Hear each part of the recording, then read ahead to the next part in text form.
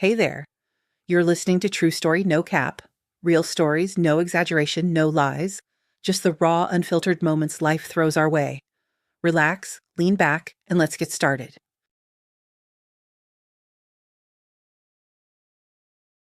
Alice was walking along Shady Lane. She was coming back from the store. It was the middle of September. Indian summer. Nature was treating the small town to the last warm days.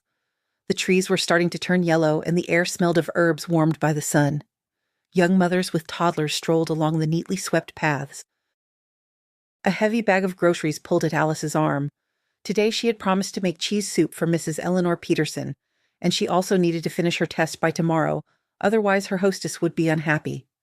Alice was now studying independently, under the strict guidance of Mrs. Eleanor Peterson. She was a very strict teacher and gave no quarter to her only student. Alice even liked it, because the results were impressive. She felt ready to enter university, and there were still several months until the exams. She wished they would come sooner. Soon she would be a student again.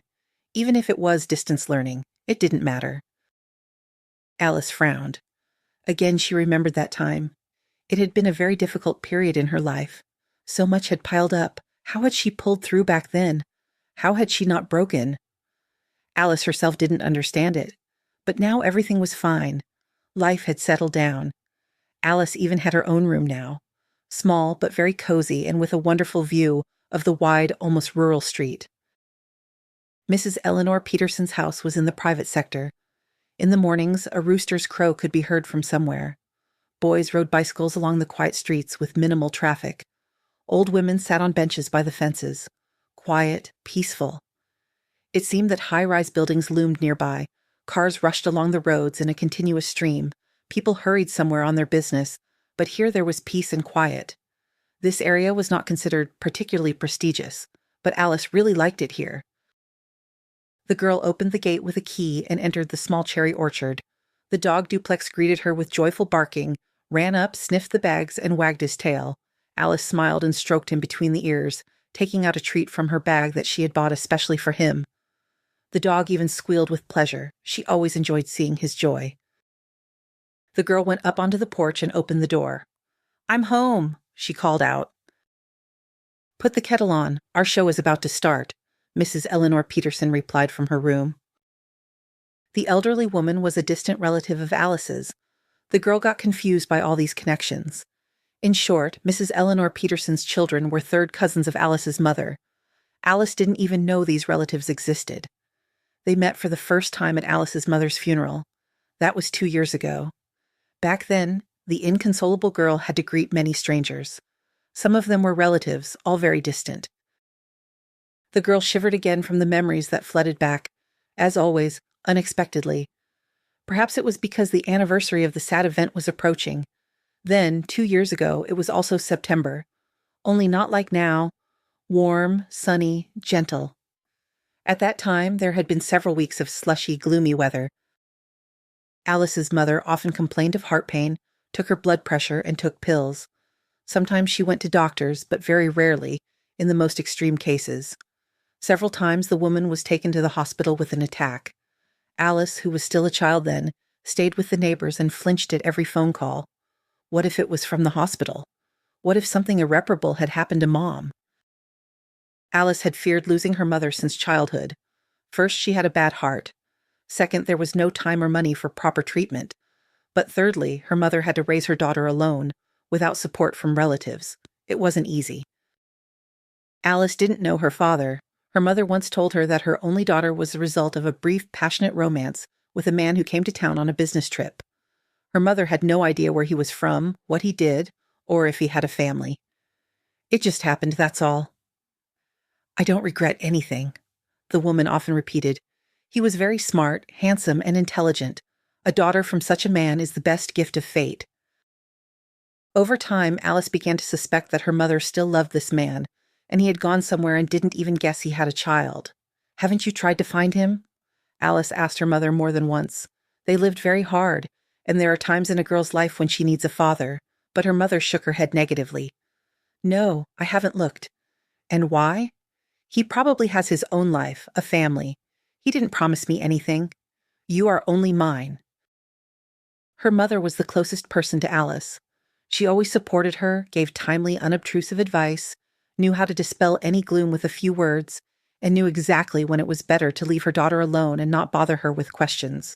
The woman worked as a cleaner in a local shopping center, and after her shift, she also worked as a dishwasher in a nearby cafe. She had no education. Alice's mother was raised in an orphanage. Her parents led an inappropriate lifestyle, so the girl was removed from the family. But Alice's mother did not receive an apartment from the state as an orphan. Why? Because she had a share in her paternal grandmother's house. If you had a grandmother, how did you end up in an orphanage? Alice was confused the first time she heard her mother's story. I had a grandmother and other relatives too, but nobody wanted a difficult child. My parents didn't raise me, they drank, they weren't up to it, and I grew up like a weed. So they sent me to an orphanage. And then, after some time, there was a fire in my parents' house. Nothing was left, neither my mother and father, nor their guests, nor the house itself. That's how I became an orphan. Time passed. Alice's mother graduated from the orphanage.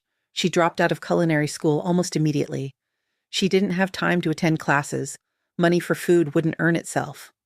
At first, the girl lived with her grandmother, but in that dilapidated old house, many other distant relatives also huddled besides her. None of them were happy with the new lodger, so they paid her share for the house and sent her on her way. They pulled a fast one, of course. Alice's mother would shake her head. But I didn't understand anything back then, an 18-year-old girl who hadn't seen life. So I was left without a home, without support, without education. I had to become a cleaner. Where else could I go? I couldn't even really handle a mop there. I hadn't had to wash floors in the orphanage. And at my grandmother's, it was a whole other planet. So I had to learn on the fly.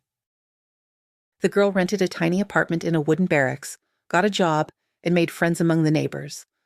And life went on as usual. Sometimes she thought about finishing her studies, but then she'd remember the boring lectures and practical classes, and the desire would just disappear. So what? Life wasn't bad as it was. Why bother with extra problems? And there was no one around, no one advised me, a foolish girl, that I absolutely needed to get an education. So you, daughter, study, study, don't be lazy. Maybe you'll make something of yourself. Your father was smart, educated, well off. So you have all the cards in your hands. And Alice did study. She was always among the best students in her class. Academics came easily to her. She even won prizes at competitions. Her mother rejoiced at these successes, was proud of her talented daughter, and carefully kept all her certificates in a separate folder. The day Alice was born was the happiest for her mother. At least she often told her daughter this. You were the most beautiful baby, big, intelligent eyes, deep blue, and eyelashes like fans. All the hospital staff ran to admire you. Raising a daughter alone was not easy, but the woman managed. True, she had to take on extra jobs. Alice's mother worked from morning till night, often without days off or vacation. She tried to make sure her girl had everything she needed, that she was dressed as well as others, well fed. Mother and daughter lived in the same small room in the wooden barracks. Alice liked the place, but her mother often sighed about not being able to move somewhere more decent. Alice considered herself quite happy. She had many friends in the barracks. They loved to play in the overgrown yard. In the summer, the children only came home to grab a bite and then rush back outside for new adventures. Everyone's parents were always at work, so the boys and girls, left to their own devices, rejoiced in their freedom. Back then, they didn't care that they lived in one of the poorest areas of the city. These children simply didn't know any other life. Alice's childhood was only clouded by anxiety for her mother. She got sick far too often. Her mother would turn pale, her lips would turn blue, and sweat would appear on her forehead. The woman would start breathing with a strange wheezing and rattling sound. Sometimes it would pass on its own, or after taking a pill. Sometimes the girl had to run to a neighbor and call an ambulance. Periodically, her mother was taken to the hospital, but this happened rarely. Usually, the woman refused hospitalization. "What are you doing, Susan? You don't take care of yourself?" the neighbor would say with regret in such cases. "How can I go to the hospital now? I work unofficially, there will be no sick pay. If I don't bring home a salary, what will my daughter eat? I'm thinking of my daughter." If you're thinking of your daughter, first and foremost, take care of your health. Go to the hospital. Allie can stay with us for a while. I will. I'll save up a little money first, and then I'll take care of it. But Alice's mother never found the time or money for herself. To her daughter, who was shocked by her latest attack, she promised with a smile, "Nothing will happen to me while you are little, understand? I know what it's like to grow up in an orphanage, and I won't let that happen. You won't end up there. But your heart, it needs treatment. What if you're gone?" "That won't happen for a long time. My health isn't that weak. Everything will be fine. You'll see." And everything was indeed fine. Alice finished school, got into university on a scholarship, and even on the most prestigious faculty at the time, economics. Her mother's joy knew no bounds. She called all the neighbors with the happy news. People congratulated her, rejoicing that the woman's dream had come true. "Just study well now," her mother instructed Alice. "You'll achieve a lot. I feel it." Alice intended to get straight A's, graduate from university with honors, and get a high-paying job. The future was painted in bright colors, imagined in light tones. Everything was indeed working out for the girl. Some things weren't easy, but she had no shortage of perseverance. In her first year, Alice didn't get a single B on her transcript, only A's. She even started receiving an increased scholarship. But in her second year, at the very beginning of the academic year, what Alice feared most in the world happened. In the evening, her mother was struck by another attack. The woman turned as pale as a sheet. Her lips became completely blue. She couldn't take a breath. She wheezed. She choked. A terrible scene. Alice called an ambulance. The doctors arrived quickly, but even those 7 minutes of waiting felt like an eternity to Alice. Her mother had never been so ill before. Soon the apartment was filled with people in bright turquoise uniforms. They pushed Alice towards the door, opened their bags, and bent over the patient. The girl understood that it was bad from the worried looks of these people, from the phrases they exchanged among themselves. Anxiety squeezed Alice's heart. Goosebumps ran down her back. Her head swam. Her legs felt like cotton, as if they belonged to someone else. The girl had never been so scared. But hope was still there. Alice clung to it like a thin branch. Yes, her mother was very ill this time, but the doctors must help her. If they saved her mother, everything would be different after that. Alice would no longer allow her mother to avoid hospitalization. She would take her parents' treatment into her own hands, and everything would be fine. After all, her mother was still young, not even 40. But the paramedics suddenly sharply asked Alice to leave the room. The situation was getting out of control. The girl heard phrases like, "We won't make it to the hospital," and "cardiac arrest." Terrible, frightening, hopeless words. Alice obediently went out into the hallway, sat down on the floor, and covered her face with her hands. She wanted to hide from everything happening in the saving darkness. "My condolences." A doctor came out into the corridor, took off his uniform jacket, but kept his cap on. "We did everything we could. You need to sign some papers." Alice seemed to scream, loudly and desperately. Hot tears gushed from her eyes. The terrible truth dawned on her gradually, and then everything swam before her eyes, spinning. The girl lost consciousness. She woke up on the sofa in the neighbor's room, Auntie Brenda's. "My poor dear," the woman sighed. "So young, and now you'll have to make your own way in life." Auntie Brenda helped organize the funeral. Many strangers came to say goodbye, her mother's colleagues, her friends, relatives. Yes, it seemed that Alice had many relatives she didn't even know existed. Her mother sometimes told her things, but Alice wasn't interested in listening about strangers. It was then that they approached her mother's third cousins, Stephen and Victoria. Both looked well-groomed, clearly well off. They handed her an envelope with a small sum of money, wished her to be strong and composed. Alice looked at them with hope. Maybe they would offer their help and support. She, so confused and crushed by grief, desperately needed someone to lean on right now, but the relatives apparently considered their duty fulfilled, expressed their condolences once more, and left. About a week after the funeral, Alice began to think about what she should do next. She had to earn a living somehow. She was already 18, an adult. But what kind of work, and most importantly, when? After all, her studies occupied all her time. "Looks like you'll have to leave university," Auntie Brenda said sadly, shaking her head. "It's a shame. Your mother was so happy when you got in." "There's no way out," the girl sighed. She understood that the neighbor was right. She couldn't combine studying and working. and if she didn't work, she would soon be kicked out of her rented apartment, and she wouldn't have anything to eat. So it turned out that Alice dropped out of university and got a job, like her mother, as a cleaner in a store. Ironically, it was the same one. A year flew by unnoticed. Alice barely made ends meet. The physical work was tiring, but the thoughts of her mother were even more exhausting. The girl grieved, her soul ached. It was hard to get used to the new reality, to a world where no one loved you and no one cared for you. Alice didn't like to remember those days. Even the thought of them made her feel heavy again. But what could she do? She had to accept reality and understand that life was like this. Unpredictable, difficult, not always gentle. One day, the girl was returning home late from her shift. Her arms ached, her back throbbed. Alice could barely move her legs and thought only of getting to her cozy, soft sofa as quickly as possible. People were standing near her door. In the semi-darkness of the stairwell, the girl didn't recognize them at first and was frightened, but then they stepped onto the landing, closer to the light. It was those distant relatives she had seen at the funeral. A man and a woman, Stephen and Victoria, her mother's third cousins, and therefore her uncle and aunt. "Hello," Victoria smiled. She looked about 45, well-groomed, in an expensive coat, smelling of clearly not cheap perfume. Stephen stood behind her, shifting awkwardly from foot to foot. "Hello," the girl stammered in surprise. These were the last people she expected to see on her doorstep. "We've come to see you," the man said curtly and added, "on business." On business? What kind of business could they possibly have together? Alice's surprise grew.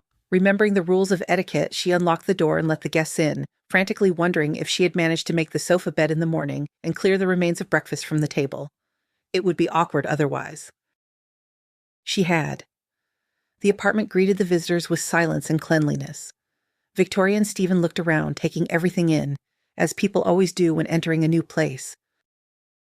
"Where should we go?" Victoria smiled awkwardly. "Here," Alice pointed to the only sofa in the apartment.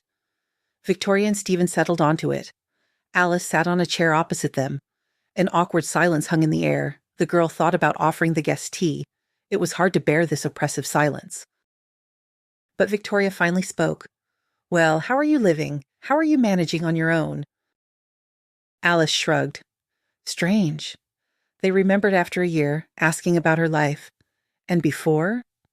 "Well, things seem to be getting better," the girl replied. "I'm working as a cleaner, like Mom. I had to leave university." "Poor girl," Victoria shook her head. It was impossible to tell from her tone and face whether she was genuinely sympathetic to Alice or just pretending. "You're still young. You can still study," Stephen replied carelessly. "Yes, that's what I plan to do. I'll save up some money and get back on my feet a bit." "Good plan," Victoria approved. "Well, judging by the state of this apartment, it seems to me that you don't have enough money to live on."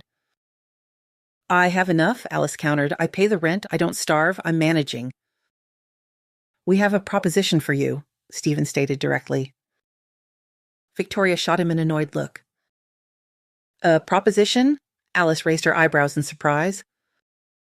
"Yes," Victoria nodded. A benevolent smile returned to her face.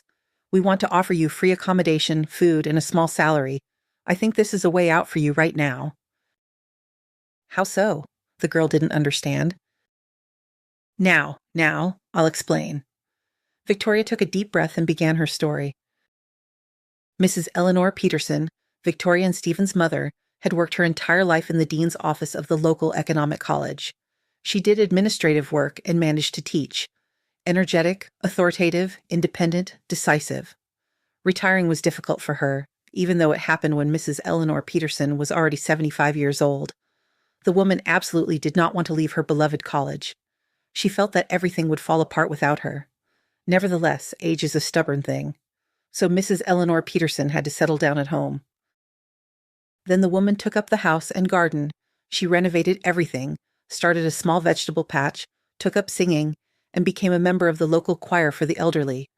Her nature demanded vigorous activity, but this still wasn't enough. Mrs. Eleanor Peterson longed for the times when she was a sought-after and indispensable employee of the college. "What about grandchildren?" Alice asked. "Why doesn't she spend time with her grandchildren? She's not working." The girl had always dreamed of a loving grandmother who would bake her pies, listen to her joys and sorrows, and teach her to cook or knit. Stephen snorted. Victoria spoke again. You see, my children, like Stephen's children, are already grown up. Yes, there was a period when they needed a grandmother, and we needed support, because work and small children are difficult. You'll know yourself later. But for Mom back then, leaving the college wasn't even a question. She loved her work too much, so the grandchildren barely know her. They are essentially strangers to each other. Alice shook her head. How could that be? Was it true that the grandmother didn't care about her grandchildren? There was clear resentment in Victoria's voice, as if she still couldn't forgive her mother for not helping her with the children. Anyway, Mom's health deteriorated. Her blood pressure started acting up. The doctor prescribed pills, which she often forgot to take. And at her age, of course, she should have had less physical activity. But Mom spent all day in her garden, in the heat and the cold. And the result is this. She had a stroke. Stephen explained in a flat, calm voice. His face didn't show that he was particularly worried about it. But Victoria sighed heavily at her brother's words. Yes, a stroke. The woman bowed her head. The neighbor noticed Mom lying right on the garden bed and called an ambulance. The doctors fought for her life for a long time. They didn't give us any prognosis. They even advised us to prepare for the worst. But she pulled through. Pulled through? Stephen scoffed. Pulled through what? She's confined to bed. What are you saying? Victoria glared at her brother. Confined to bed? Yes, her legs are very weak now and one arm barely moves, but Mom walks, albeit with support. She's in her right mind. It's just that she constantly needs someone nearby now, to cook food, bring water, clean up, take her outside. She absolutely refuses a caregiver, Stephen said with annoyance. Yes, she refuses, Victoria nodded sadly. She doesn't want a stranger in the house with her. She doesn't trust strangers. And you? Alice asked. Well, what about me? I have work, my own family. Stephen here also works from morning till night, and he's often sent on business trips. We can't be tied down to Mom. We tried to persuade her to get a caregiver. We even brought several candidates to Mom in the hospital when she was moved from intensive care to a regular room. No, that's it. You can't trust a stranger in the house. Who knows what they're thinking? Stephen quoted his mother. Therefore, Victoria's voice became soft and insinuating, like Alice the Fox from the film Pinocchio. Therefore, we don't need a stranger, but one of our own, a relative. You mean me? Alice finally understood what this was about. Of course you, the woman nodded. You are absolutely the best option. Young, nimble, our relative, meaning not a stranger. And you are in need, let's not beat around the bush. This way you'll live in Mom's house in good conditions. You won't have to pay rent. And taking care of her isn't that difficult a job. We'll pay you, you can start saving, and then you can go back to university. Mom will... Victoria shook her head meaningfully, leaving the sentence unfinished. Well, Alice understood everything, of course. For some reason, she felt uncomfortable. You'll have your own room, Stephen began to list. Food. You can play computer games. You'll just need to feed her sometimes, help her wash up and take her for a walk. Ideal conditions. I need to think about it, Alice said slowly. What is there to think about? Victoria threw up her hands. Leave your phone number. I'll call you back. All right, just don't delay. We'll need to look for other options if you refuse because Mom is being discharged soon. After the relatives left, Alice fell into thought. She had never taken care of elderly sick people. She didn't even imagine what it was like. Could she manage? What if this old woman turned out to be grumpy, mean, or severely disabled? Victoria and Stephen could easily just not be telling her everything so that Alice would agree to their terms. On the other hand, this really was a way out. Surely helping an elderly woman after a stroke with daily tasks was better than running around floors with a mop all day. And the relatives promised a good salary. Plus, she wouldn't have to pay rent and food. When else would she get such a chance to save up for her studies? And Alice decided. She didn't wait until morning. She called Victoria back that same evening. Wonderful, the woman exclaimed happily. You're a good girl. The right choice. Mom is being discharged next Monday. We'll bring her home and come pick you up right away. Be ready, pack your things, settle your affairs. Agreed, Alice replied. Her life would probably change a lot. Whether these changes were for the better or not would be known later, much later. But if something went wrong, she could always leave, right? No one would keep her there against her will. On Monday, as Victoria had promised, Stephen came to pick up the girl. He had a very beautiful and seemingly expensive car. Alice didn't know much about foreign cars. It was a black, shiny SUV. Yes, these relatives certainly weren't short on money. The man drove her to the private sector. Various houses flashed past the fences, dilapidated shacks and practically palaces. Victoria and Stephen's mother's house was somewhere in between, solid, substantial, but at the same time quite modest, not ostentatious. Alice noticed the garden, cherry trees, bright flower beds, vegetable patches, and everywhere there were funny garden figures, gnomes, hedgehogs, rabbits. It looked very sweet. The girl even smiled. Mom loved to putter around here with these beds, with the flower beds, Stephen explained, noticing the girl's reaction. Now everything will fall into disrepair here. It won't, Alice thought. I won't let that happen, no way. The girl felt sorry for the efforts of the elderly woman she hadn't met yet. It was immediately clear that the garden meant a lot to her. Stephen led the girl into the house. Alice looked around with interest. Old-fashioned decor, like in films about life in the USSR. A round table in the center of the living room. A sideboard with beautiful dishes behind glass doors. Knitted round doilies everywhere. Cozy, nice, clean. Alice liked it here. It would be pleasant to live in such a place. Mrs. Peterson is in her room, Stephen said and led the guest further.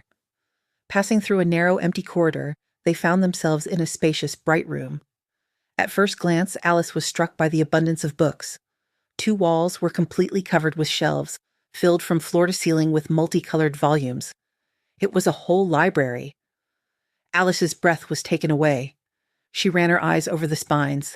Classics, detectives, encyclopedias, and many books on economics. Mrs. Eleanor Peterson taught at the Economic College. Victoria had said something like that, so it wasn't surprising. Opposite the window stood a massive desk piled high with notebooks and papers. A working mess. Against the free wall, not occupied by shelves, was a bed, and on it sat she, Mrs. Eleanor Peterson. Seeing the woman for the first time, Alice felt a little awkward. An authoritative, cold gaze and disapprovingly furrowed brows. She sat on the edge of the bed, straight as a board, and looked at the entering Alice with a kind of reproach. "Meet Mom." Victoria, who had appeared in the room, smiled. "This is Allie. Remember I told you? Susan's daughter. She'll be staying with you for a while."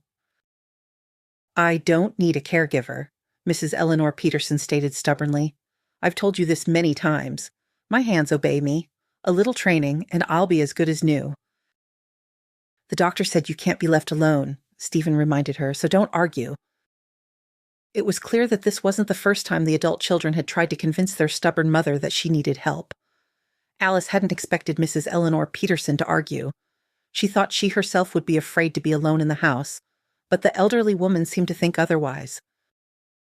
Victoria sighed tiredly. "Mom, don't be a child. Alice will stay with you for a while. If you get stronger, regain your strength. That is, when you rehabilitate."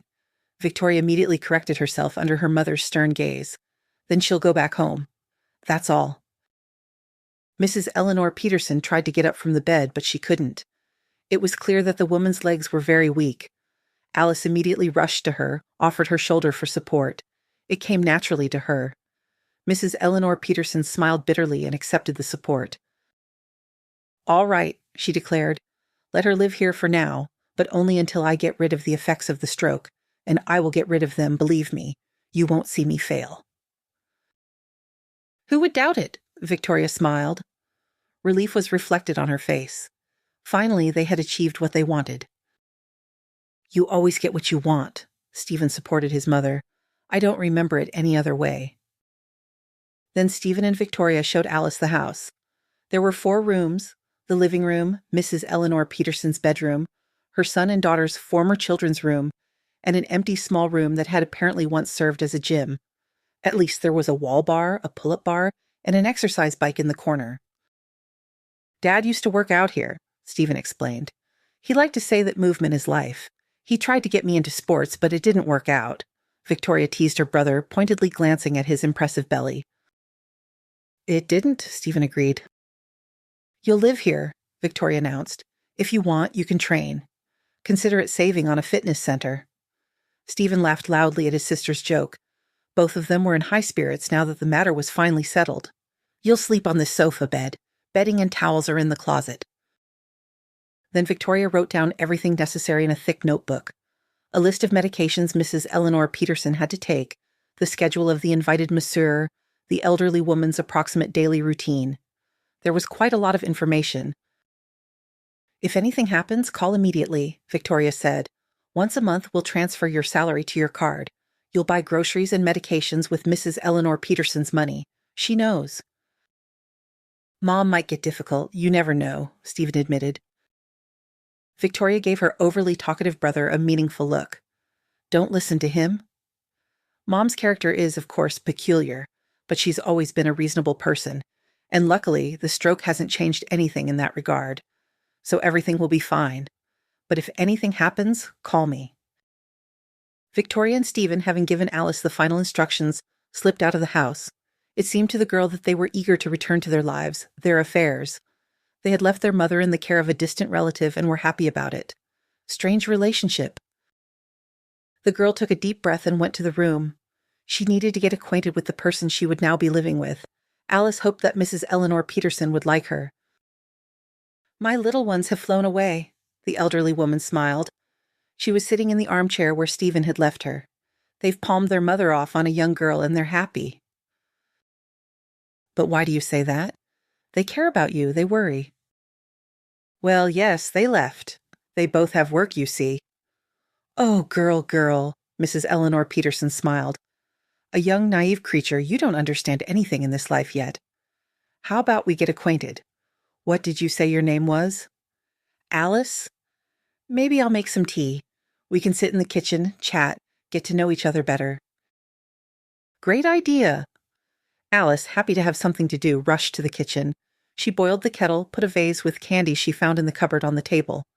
Being in charge in someone else's house was unusual at first. On the other hand, that's exactly why she was invited here. When everything was ready, the girl helped Mrs. Eleanor Peterson get to the kitchen.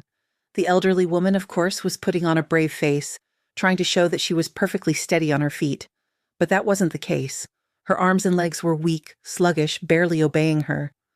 Alice realized that Mrs. Eleanor Peterson, usually authoritative, strong, and energetic, couldn't yet come to terms with her new condition, and she imagined how frightening and painful this must be for a person accustomed to an active life.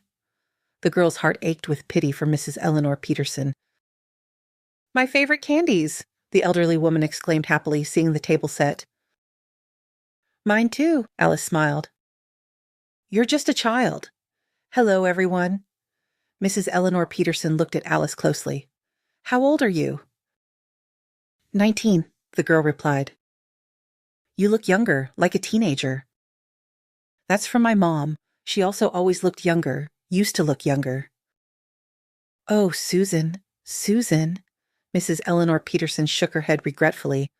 I hardly knew her, just saw her a couple of times when she was a child. We didn't really communicate with her cousin Susan's mother. She didn't lead a very good life. I'm sorry, that was your grandmother. I know that story. Mom told me, Alice said. That's why Mom ended up in an orphanage. Her parents drank, didn't look after her at all. Well, and so... I've thought about it many times. Maybe I should have taken Susan in. My children were a little older than her, but back then, I felt like I had escaped from that family, from that vicious circle. I didn't want to go back to the past, and I didn't find out that Susan was in an orphanage right away. I thought her paternal grandmother had taken her in. After all, her father had a mother. She didn't, Alice sighed. For some reason, she didn't like this conversation. It felt as if Mrs. Eleanor Peterson was trying to find an excuse for not taking in her deceased cousin's daughter, but she wasn't obliged to, was she? Mrs. Eleanor Peterson asked Alice questions, inquiring about her childhood, studies, and work. The hostess of the house sighed sadly and shook her head, listening to how difficult Alice's life had been after her mother's death. At that moment, there was no hint of the irritation on the woman's face that she had shown when she first met the young guest. Alice liked this about Mrs. Eleanor Peterson. her sensitivity, empathy, and attentiveness. Upon learning that the girl had to drop out of the economics faculty, Mrs. Eleanor Peterson visibly livened up, even seemed to brighten. "You'll re-enroll next year," she stated confidently. "You'll study distance learning. By then I'll be stronger. I won't need someone with me all the time." "I need to prepare," Alice said, spreading her hands. "Tutors, all that.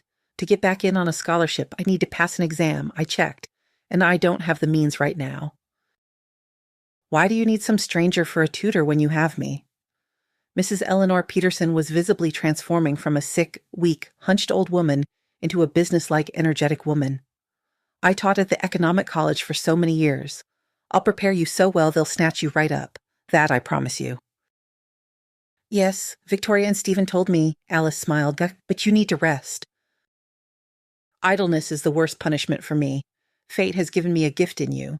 Finally, there's someone who can benefit from my experience." "Thank you," Alice said, feeling a little flustered. She hadn't expected things to turn out this way at all. Life in Mrs. Eleanor Peterson's house settled into a routine. Alice made herself comfortable in the gym room. A cozy sofa, a desk for studying by the window, even a laptop left by Mrs. Eleanor Peterson's husband. In the evenings, the girl watched movies on it, sometimes alone and sometimes with Mrs. Eleanor Peterson. Afterwards, they would discuss the characters for a long time, argue or joke. There was no trouble with Mrs. Eleanor Peterson. Yes, Alice had to do everything around the house, clean, dust, cook. But the woman, who had suffered a severe stroke, tried her best to manage small daily tasks herself. Victoria had warned that Mrs. Eleanor Peterson would likely need bathing. Alice was a little scared and embarrassed by this prospect, but the elderly woman managed on her own. She only needed to be escorted to the bathroom and then back to the bedroom. Alice was amazed by Mrs. Eleanor Peterson's organization. She never forgot to take her pills on time.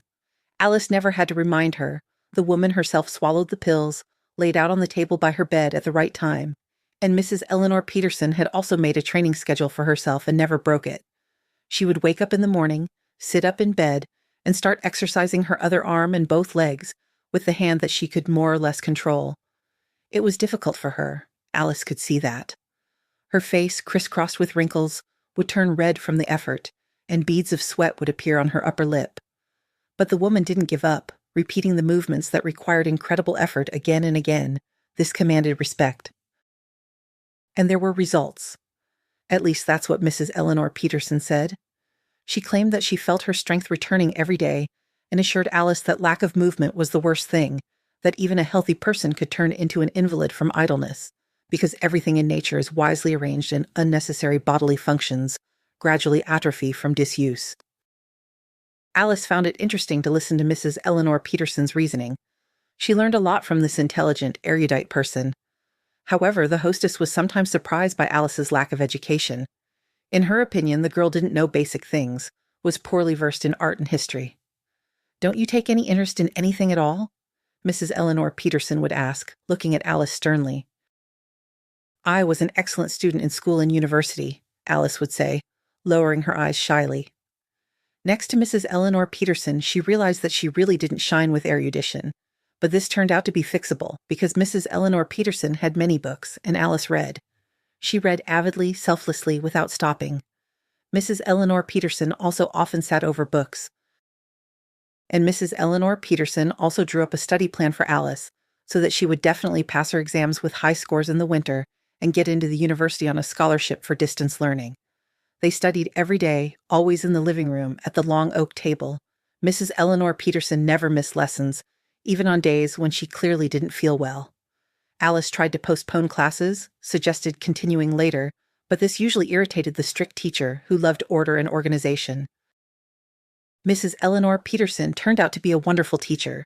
She knew how to present very complex topics accessibly, sometimes scolding her young student for being slow to grasp things, sometimes encouraging her, and always chewing over confusing material especially thoroughly, so everything in Alice's head seemed to fall into place on its own. "You seem to have a talent," the girl once remarked. "You're a wonderful teacher." Mrs. Eleanor Peterson blossomed from this praise and immediately launched into memories. She told Alice about how she first came to the college after university. She was scared to go to her first lecture for students who were only slightly younger than herself. Her knees even trembled, but of course she managed. Mrs. Eleanor Peterson loved her work. She lived for it. And even after becoming a mother, she couldn't put her life's work in second place. "It's my fault that the children grew up like that," Mrs. Eleanor Peterson confessed one day. "I should have paid more attention to them. But I bought them off with toys, demanded excellent grades, perfect behavior. Yes, I'm an ace in economic sciences, but child psychology is still a dark forest to me." Alice remained silent then. What could she say? The girl perfectly understood what Mrs. Eleanor Peterson meant.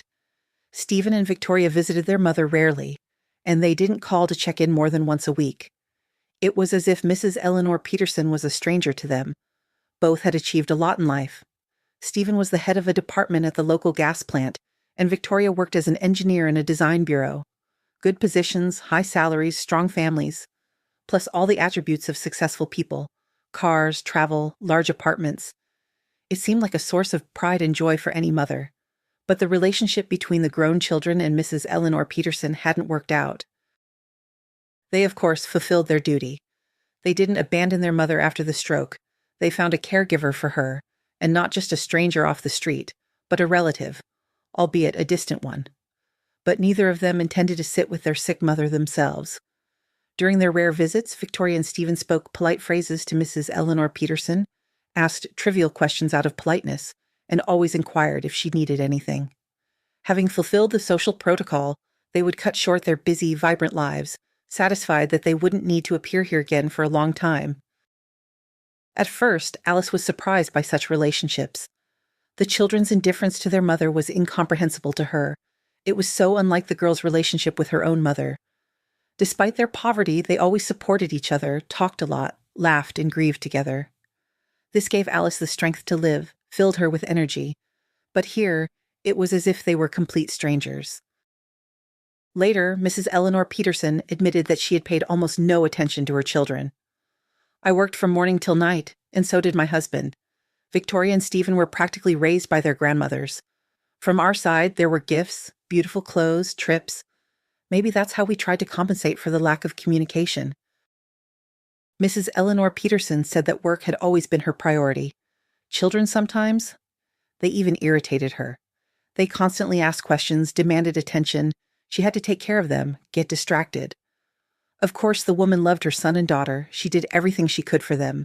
She got rare electronic construction sets from abroad for Stephen, paid for expensive costumes for Victoria when she took up ballroom dancing, sent the children to camp by the sea.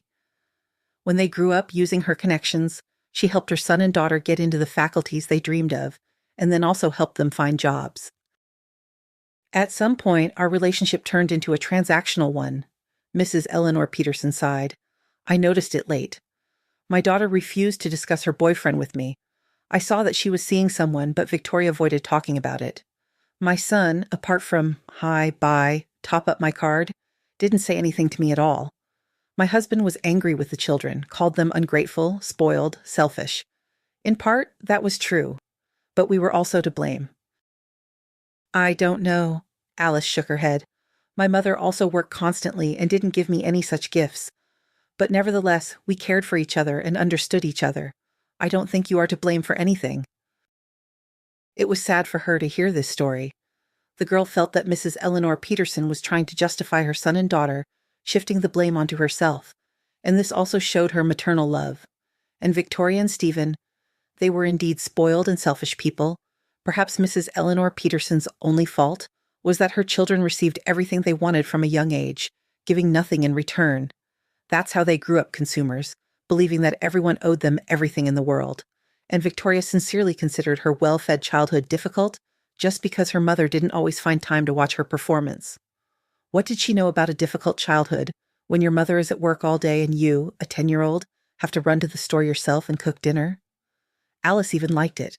Taking care of her mother, she was so tired from work. "Mom."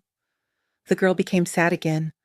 How much she missed her voice, her smile, her warm gaze. Stephen and Victoria don't understand their happiness. They, unlike her, can visit their dearest person at any moment. Only they don't seem to be in a hurry. Alice helped Mrs. Eleanor Peterson get to the living room. Lately, despite regular exercises, she had noticeably declined. The girl had called doctors to the house several times. They just shrugged. What do you expect? Age, extensive stroke. She's lucky she's not completely bedridden and is in her right mind. You know how it can be. It was hard for Alice to see Mrs. Eleanor Peterson weakening before her eyes. She put on a brave face, tried to appear cheerful and healthy, but more and more often she needed to lie down during the day. Less and less often she asked to be taken out to the garden, to sit among the cherry trees, to chat with Duplex, to breathe the fresh air. Alice shared her observations with Victoria and Stephen. They sighed sadly and said much the same as the doctors. Age, stroke, what can you do? However, Stephen promised to arrange for Mrs. Eleanor Peterson to go to a sanatorium. There she should receive support and treatment. Legally, they didn't take such elderly patients, so the man was looking for ways around it. But for some reason, things were dragging on. Alice suspected that Stephen wasn't trying very hard. On the screen, the characters sat at a cafe table and argued. Mrs. Eleanor Peterson watched with interest. The hand holding the teacup trembled noticeably. It had become very weak. Alice noted this alarming detail with pain. Something had to be done. But who? Who to turn to if the doctors explained everything by the patient's age, and her own children didn't care about their mother's condition? Suddenly, Mrs. Eleanor Peterson turned pale. It was instantaneous, right before her eyes.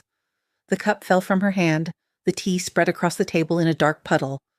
The elderly woman clutched her head. It was clear that she was in great pain. I'll be right back. Alice jumped up from the armchair. I'll call an ambulance right away. The girl had no doubt that the matter was serious. She didn't even ask Mrs. Eleanor Peterson what was bothering her. To the dispatcher who answered the call, the girl said that her grandmother had a stroke. She was losing consciousness and she needed help as soon as possible. Alice hoped that after such words, the ambulance crew would arrive as quickly as possible. Then the girl returned to Mrs. Eleanor Peterson and saw that she had vomited right on the carpet. The elderly woman sat, leaning back in the armchair, pressing her relatively obedient hand to her forehead. Alice had never seen her so confused and frightened before. Water? The girl asked. She didn't know what other help she could offer Mrs. Eleanor Peterson, but she desperately wanted to alleviate her condition in some way. She shook her head negatively. She's reacting to speech, that's good. I called an ambulance. Thank you, Mrs. Eleanor Peterson said in a weak voice. It's very similar to my condition. Probably another stroke. They warned me this was possible. Speaking was difficult for the woman, her tongue stumbled and the sounds were sparse. Everything will be fine. Help is on its way, the girl said. She hoped her words would give Mrs. Eleanor Peterson strength. If only she would wait for the doctors, they would know what to do. Girl, you are so good, kind, gentle, well-behaved. Susan managed to raise a decent person, not like me. Even in this state, Mrs. Eleanor Peterson continued to blame herself for how her daughter and son had turned out. Unbelievable. But what are you saying? Victoria and Stephen are great. They've achieved so much. And if something happens to me, be sure to go up to the attic. There's something for you there. A gift from me. It's in a hiding place under the floorboard near the dormer window. Nothing will happen to you, Alice objected. The words about the hiding place in the attic seemed to Alice to be the product of Mrs. Eleanor Peterson's fevered mind. They sounded too much like a fairy tale. If nothing happens, good. But if something does, be sure to go up. You deserve this gift. I am so grateful to you for your care and kindness. Words cannot describe it. All right, I promise, Alice assured Mrs. Eleanor Peterson. Just please hold on. I'm going to university soon. We have to celebrate this event to the fullest. And if you're in the hospital, nothing will work out. You'll get in, girl, Mrs. Eleanor Peterson smiled. Alice noticed that the smile was crooked only on one side of her lips. And everything will work out for you. Just then, there was a knock at the door. The room filled with people in uniform coats, medics. All this reminded Alice very much of that terrible evening when her mother died. Only this time, events unfolded differently. The paramedic ordered Alice to pack essential items for Mrs. Eleanor Peterson. She was being taken to the hospital, and there, of course, they would help her. Alice flew through the rooms at lightning speed, throwing a robe, slippers, a cup, a toothbrush, and many other small items into the travel bag that Mrs. Eleanor Peterson had used on many business trips, things that, in the girl's opinion, would be useful in the hospital. Alice accompanied Mrs. Eleanor Peterson to the ambulance. The medics were wheeling the woman out on a stretcher. It was frightening to see a loved one in such a state, but hope lived in Alice's heart that everything would be all right. The doctors had arrived in time, they would provide the patient with the necessary help, and she would definitely come home. But Mrs. Eleanor Peterson did not return. When the phone rang at 6 a.m. from an unknown number, Alice immediately understood everything. An indifferent voice announced that Mrs. Eleanor Peterson had died in intensive care. The elderly woman's body could not withstand a second stroke. Alice pressed the end call button and literally slid down the wall onto the floor. How terrible and inevitable all this was. A black wave of despair slowly washed over the girl. She needed to call Victoria. The doctors didn't have the patient's children's phone numbers. Alice had given the paramedic her own number. She simply hadn't thought, in her anxiety and haste, to give Victoria and Stephen's numbers. Now she had to deliver the tragic news to them, and that was very difficult, but there was no way out. Victoria, upon hearing what had happened, let out a choked cry and probably started crying, because her words were very indistinct and interrupted by sobs. She asked how everything had happened, got the number of the hospital where Mrs. Eleanor Peterson had been taken, and then asked Alice to take care of the funeral arrangements. "You see, I can't just leave work. It's a busy time. Stephen is away on a business trip anyway. He won't be back until the day after tomorrow. So we don't have time. Don't worry about the money. We'll pay for everything." Alice pressed the end call button and threw herself onto the bed. She cried for a long time, giving vent to her emotions. The tears unexpectedly brought relief, although they also took a lot of strength. The girl went to the bathroom and washed her face. She still had so much to do, she couldn't fall apart. Outside, a gray autumn dawn was breaking. Of course, Alice couldn't fall asleep. She still couldn't believe what had happened. A heavy feeling of loss weighed on her. And suddenly the girl remembered how insistently Mrs. Eleanor Peterson had asked her to go up to the attic, said there was a hiding place there, and in it was some kind of gift for her. Alice got out of bed and went into the hallway. It was chilly here. The girl shivered from the cold and regretted not putting on her warm robe, a gift from Mrs. Eleanor Peterson for the new year. In the hallway, in the very corner, stood an old warped ladder. It led straight to the attic. The square door in the ceiling was ajar. There was no lock on it. Probably to open the door, you just had to push it with your hand. The girl did just that. The door opened inwards, showering Alice with dust and wood shavings. Yes, it seemed no one had been up to the attic for a long time. It was surprisingly warm in the attic. A pleasant twilight reigned everywhere, and dust motes danced in the gray light filtering through the dormer window. Alice's nose caught the scent of some herbs. The girl turned around. Yes, bunches of dried herbs were hung on ropes right on the walls. Probably someone, either Mrs. Eleanor Peterson or her husband, had collected them once to brew fragrant medicinal tea in the winter. The girl expected to see a cluttered, cramped space. In her imagination, an attic was a place where people stored various junk. But here, there was surprising cleanliness. Mrs. Eleanor Peterson and her husband were clearly organized hosts. Along the walls stood homemade shelves with some boxes. Each one was labeled. Alice couldn't resist and opened the box labeled Photos. Inside lay neat stacks of old, thick albums. The girl took out the first one she came across, sat down on the floor, leaned her back against the shelf, and opened it. Black and white photos flashed before her eyes. They showed Mrs. Eleanor Peterson, quite young, her husband and children, little Victoria and Stephen. They were funny, amusing little kids. And how could they have turned into such indifferent adults? The family, it turned out, traveled a lot. Alice looked at photos from different places with lively curiosity. The parents and children posed against rocks, on the seashore, near an old castle. To the girl, who had never even left the city in her entire life, it was interesting to look at these pictures. An ordinary family. It was clear that the parents loved their little ones very much. They took them all over the world. What more could you want? Alice continued her inspection of the attic. It was so exciting, wonderful here. The girl felt as if she had entered another world or been transported somewhere into the past. Even her heavy thoughts receded during this time. She found a box with old Christmas tree decorations. There was everything here, little foxes on clips, snowmen, twisted icicles, and they were so beautiful, so skillfully made. Not like the cheap, mass-produced goods that filled stores before the new year. These were toys with a history, with a soul. Alice thought for a moment, then took a glass snow maiden and a cotton snowman as keepsakes. Yes, the holiday wasn't coming soon, but this year she would definitely put up a Christmas tree at home, and these toys would occupy the most prominent place on it. Home. She wondered where she would celebrate the new year. She needed to find an apartment now.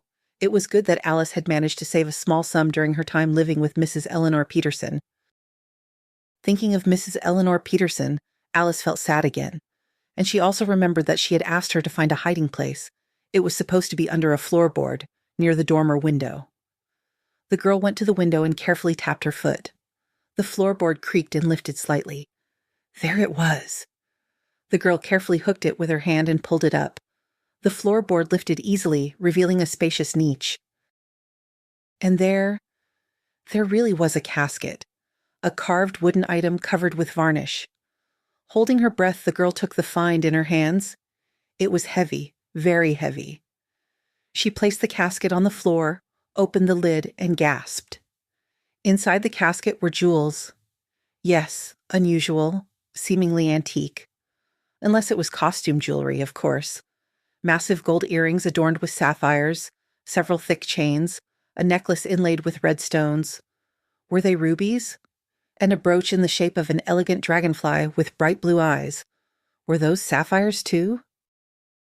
Alice didn't know anything about jewelry, but she understood that these pieces, if they weren't skillfully made costume jewelry, were worth a fortune. Mrs. Eleanor Peterson had said she wanted to give her a gift, but she couldn't have left her these treasures, could she? At the bottom of the casket lay an unsealed envelope. The girl took out a sheet of paper folded several times. A long message was written on it in a neat, cramped hand. Alice immersed herself in reading. Only 2 people knew about this story, my husband and I, but Arthur Frederick unfortunately passed away, and so I remain the sole keeper of the secret.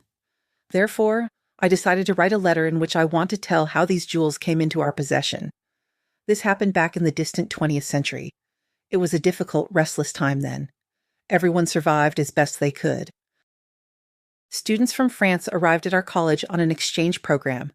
Among them was Paul, a talented, enthusiastic young man. I liked him immediately. We had a lot in common. We were both passionate about science. I was his teacher.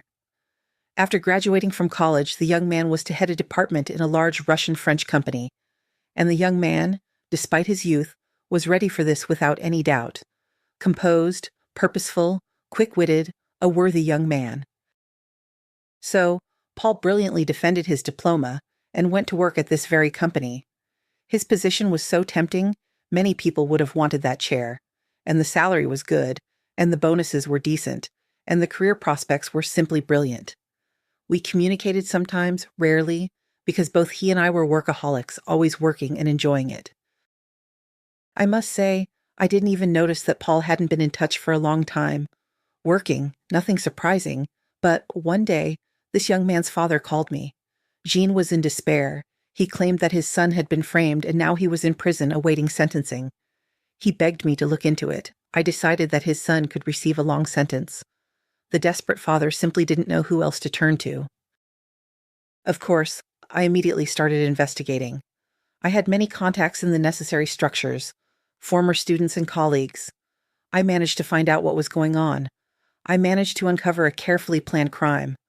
The police wouldn't have dug so deep because there was too much evidence against Paul.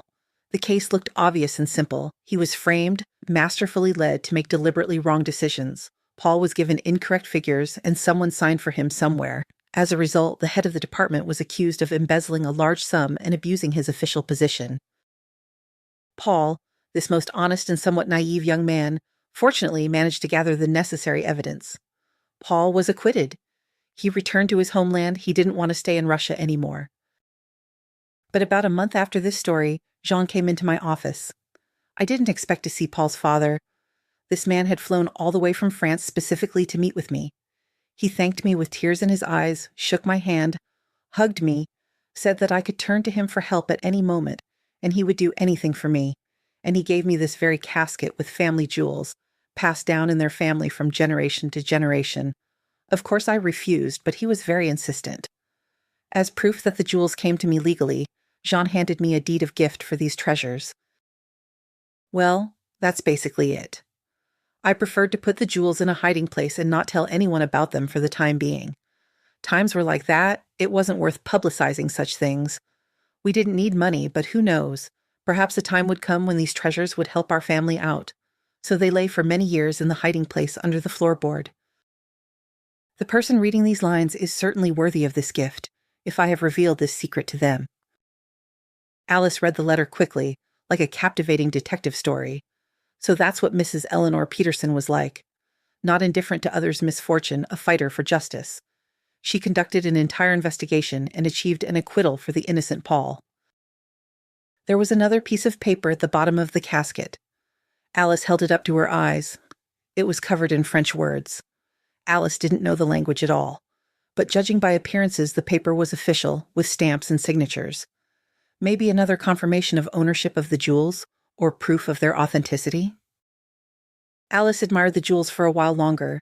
They seemed to have been created several centuries ago, a real rarity, witnesses to history.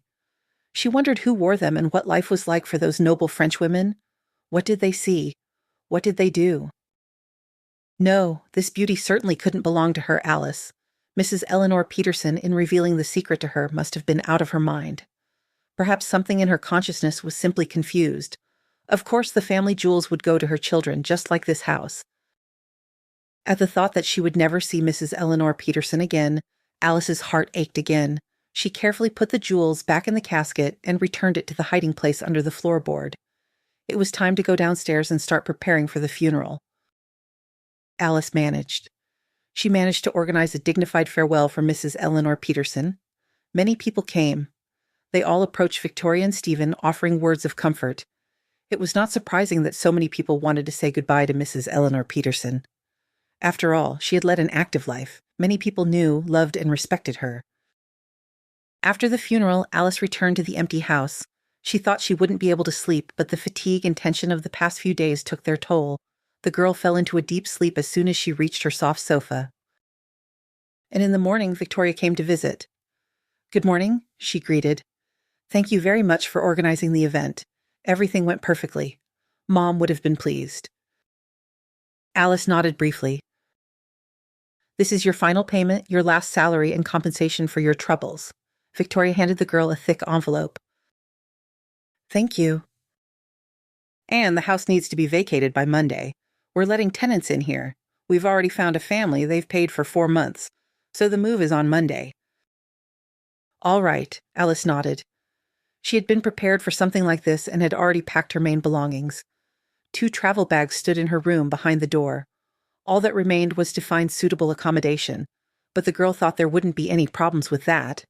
She had money now, enough for rent and living expenses until Alice found a suitable job, and the girl was not going to give up her dream of entering university. She felt ready to take the exam, and it was all thanks to Mrs. Eleanor Peterson's efforts and persistence. Over the weekend, Alice found herself a cozy little apartment near the university and moved there. It was a shame to leave the hospitable house, but on the other hand, without Mrs. Eleanor Peterson, it had become cold, empty, unwelcoming, completely alien. The girl moved quickly. She didn't have many things, only 2 bags. She didn't even need the help of movers. Alice, as planned, re-enrolled at the University for Distance Learning on a scholarship, and she also found a job almost in her field. Mrs. Eleanor Peterson, while she was still alive, had advised her to look for vacancies as assistant economists or accountants. She said that students were readily hired for such positions, and she was right. Now Alice worked in a warm office preparing reports for signing, sorting primary documents, and filling out simple papers. The salary was minimal, of course, but with her savings, Alice had enough. 6 months flew by unnoticed since Mrs. Eleanor Peterson's sudden passing. Alice often remembered her wise advice. The woman had helped her make her way in life. The girl thanked fate more than once for meeting her.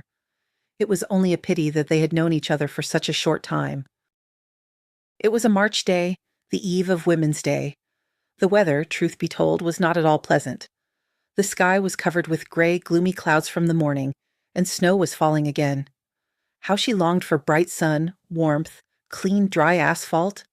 But never mind, all that wasn't far off. Alice was walking home, shivering from the March weather. Today was a shortened pre-holiday day. Everyone had been let off early. At the door of her apartment, the girl found a white envelope, some kind of notification. At home, Alice immediately took out the letter with a signature and seal. It was from a notary. She was invited to appear at the notary's office on the morning of March 9th. Mrs. Eleanor Peterson's will would be read there at that time. Alice remembered. Of course, the casket under the floorboard. Her heart beat anxiously. Could it be? But common sense told her that such a thing was impossible. It was a fortune. Of course, the casket would go to Victoria and Stephen.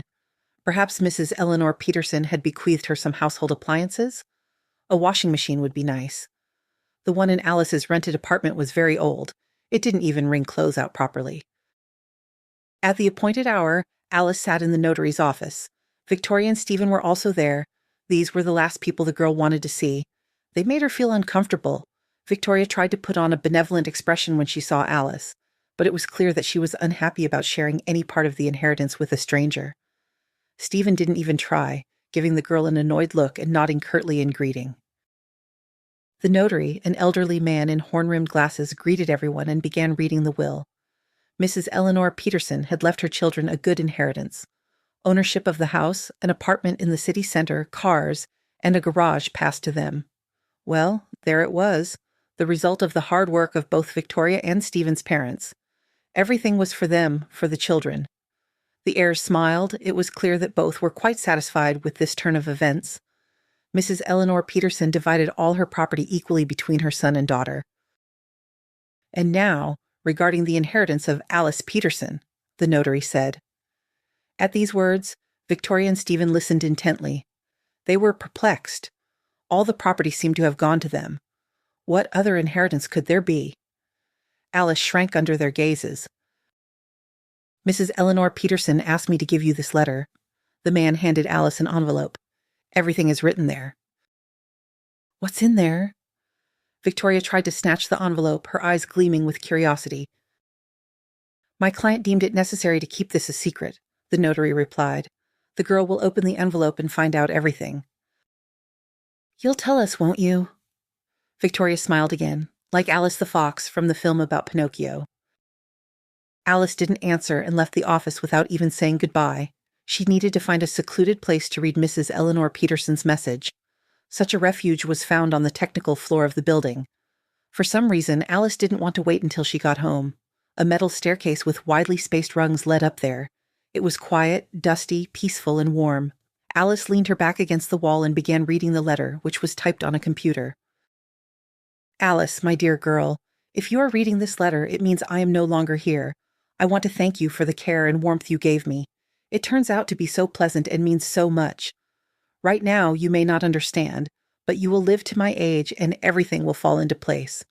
You are a wonderful person, a sensitive, kind, modest girl, and at the same time, smart, purposeful, hardworking. You didn't break despite your difficult fate. You have a steel core inside you. Remember that. You will achieve a lot in life, but it is very difficult to make your way alone, without connections, without pull, without money, without the support of loved ones. I know this firsthand. And that's why I want to give you this gift. I know you will use it wisely. There is a casket in the hiding place in the attic. It is hidden under the floorboard, near the dormer window. It contains jewels. They are worth a fortune, but you will read everything in more detail later in the will, which should be in the envelope. They are yours. You are worthy of this. I specifically asked the notary for one service, not to announce the will in front of my children. They have already received a lot, but knowing their character, they would try to contest the will and deprive you of the inheritance. It's my fault I raised them like that. What can I do? And you, be happy. Stay as kind and good as you are. Thank you again for filling my days with warmth and light. Alice lowered the letter to her lap and smiled, as if she had just talked to Mrs. Eleanor Peterson again. How she missed her. So, the treasures from the hiding place really belonged to her, Alice. And now it seemed poverty and hardship were behind her. She wouldn't have to count pennies until payday anymore, plan a meager budget, or save on everything she could. She still had to get used to this. Alice took a deep breath. Mrs. Eleanor Peterson sincerely hoped that she would succeed, that she would achieve a lot and keep kindness in her heart no matter what. Well, Alice simply couldn't let her down.